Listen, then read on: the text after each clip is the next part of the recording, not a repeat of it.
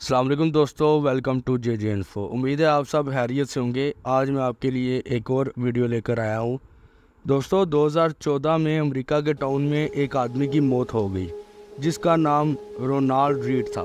اس کی عمر 52 سال تھی۔ رونالڈ کی موت کے بعد ایک انتہائی عجیب بات سامنے آئی، ایک ایسی خبر جس کو سنتے ہی لوگ حیران ہو گئے۔ دراصل اس کی موت کے بعد اس کے گھر والوں اور ٹاؤن کے لوگوں کو پتہ چلا کہ رونالڈ نے 6 ملین پاؤنڈ ڈونیٹ کر دیے ہیں، یعنی $60 لاکھ۔ یہ پاکستانی 60 کروڑ سے بھی زیادہ بنتے تھے، جو کہ اس نے ایک ہاسپٹل پر اور لائبریری میں ڈونیٹ کر دیے تھے۔ یہ تو دوستو ایک اچھی بات تھی، لیکن حیرت کی بات تو یہ تھی کہ رونالڈ ایک صفائی کا کام کرتا تھا۔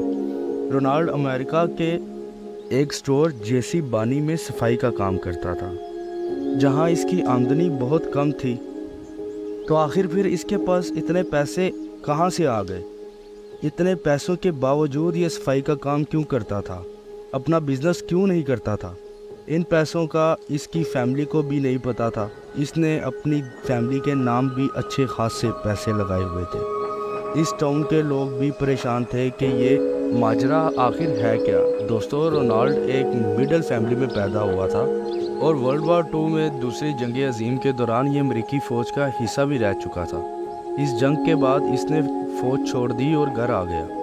پھر یہ اسی ٹاؤن میں یعنی بیٹل بورو میں رہنا شروع ہو گیا تھا اور ایک گیس اسٹیشن پر کام کرنا شروع کر دیا، اور ساتھ ساتھ یہ اسی سٹور میں صفائی کا کام بھی کرنا شروع ہو گیا۔